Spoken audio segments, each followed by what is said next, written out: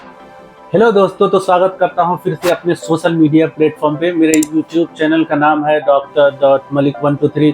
तो फटाफट फिर से आप लोग फिर से वापस से सब्सक्राइब जरूर करें मेरे यूट्यूब चैनल को और हमसे जुड़े रहे और मेरे वीडियो को पसंद करने के लिए बहुत बहुत थैंक यू। और रेगुलर मेरा सब्सक्राइबर बढ़ रहे हैं और मैं एक से एक टॉपिक आपको ला करके दे रहा हूँ। इसी तरह मैं आपको टॉपिक देता रहूंगा। मेरे चैनल को सब्सक्राइब जरूर करें और वीडियो स्किप ना करें, पूरी वीडियो देखें। तो आज मैं बात करने वाला हूँ हेपामर्ज के बारे में। हेपामर्ज एक ऐसा अमाइनो एसिड का दवा होता है जो कि दो कंटेंट से मिलकर बनाया जाता है और ये लीवर के लिए बहुत ही अच्छी दवा होती है।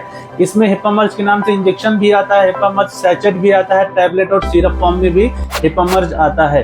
तो ये लीवर की सबसे बेहतरीन दवा होती है। तो देखते हैं कि हेपामर्ज होता क्या है, इसके यूज क्या है, साइड इफेक्ट और इसका डोज क्या होता है। तो चलिए एक एक करके समझते हैं। ये अमाइनो एसिड ग्रुप की जो है क्लास की मेडिसिन होती है जो कि अमाइनो एसिड से बना होता है और इसको हम लोग देखते हैं दो कंटेंट से मिलकर बना होता है, L-ऑर्निथिन एंड L-एस्पार्टेट, जो कि 5 ग्राम का होता है। तो हम इंजेक्शन के बारे में बात करते हैं। तो दो अमाइनो एसिड से ये मिलकर के बना होता है।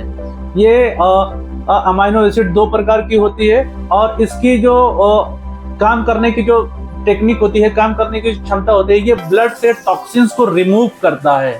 हेपामर्ज इंजेक्शन ब्लड से टॉक्सिक को रिमूव करता है और टॉक्सिक रिमूव करने के साथ ही ब्लड में अमोनिया को भी कम कर देता है ताकि ब्लड टॉक्सिक ना होने पाए।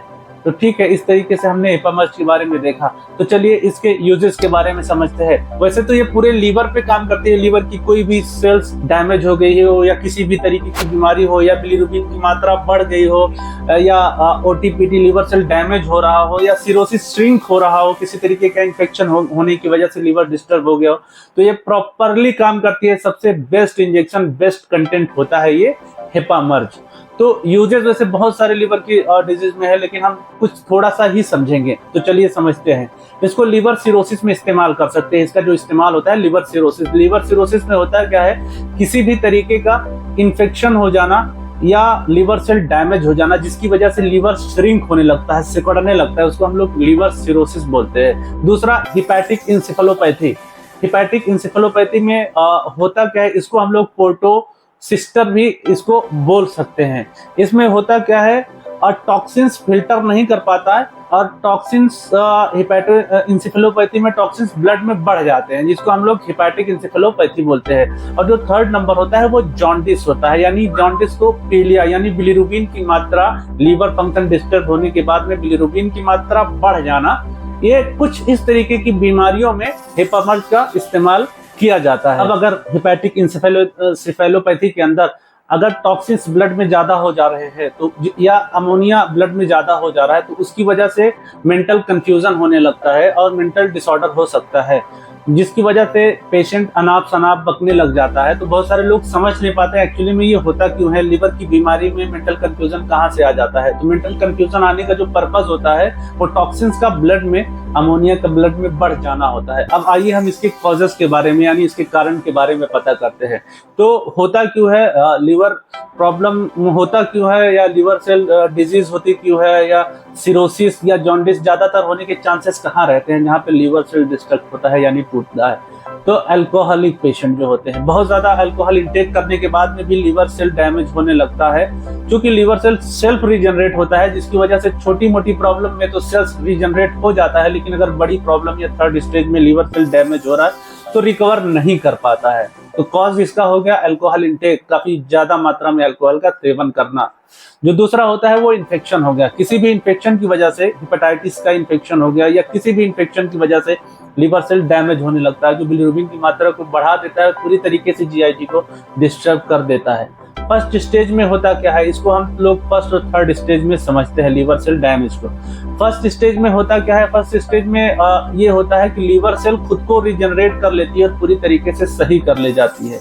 इसी तरीके से अगर थर्ड स्टेज में देखा जाए किसी लीवर की बीमारी में, तो रिजनरेट नहीं कर पाती है और पूरी तरीके से धीरे धीरे लीवर सेल डैमेज होते होते लीवर फेल्योर की तरफ पेशेंट चले जाता है और पेशेंट का डेथ भी हो सकता है।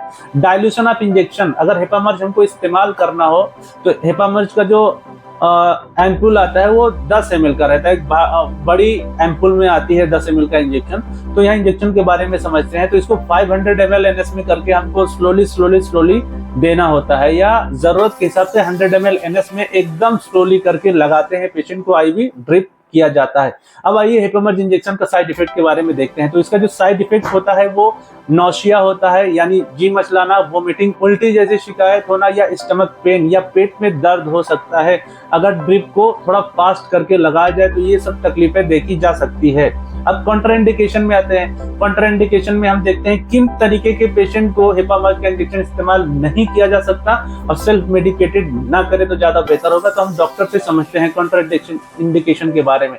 अगर कोई पेशेंट प्रेगनेंसी की हालत में है तो प्रेगनेंसी में भी इंजेक्शन का देना ज्यादा उचित नहीं माना जाता है, या ड्रग एलर्जी में किसी तरीके की दवा का एलर्जी हो गया तो उसमें भी ये इंजेक्शन का इस्तेमाल नहीं करते हैं। थोड़ा डोज दाने के बाद में अगर किसी तरीके हाइप्स या किसी तरीके के ददोड़े या एनाफिलेक्टिक शॉक जैसी शिकायत आने लगती है, जैसे ब्लड प्रेशर का कम होना, सांस लेने में तकलीफ होना, तो ऐसी कंडीशन में हम लोग इंजेक्शन को बंद कर देते हैं और एंटीडोट देते हैं एनाफिलेक्टिक शॉक का।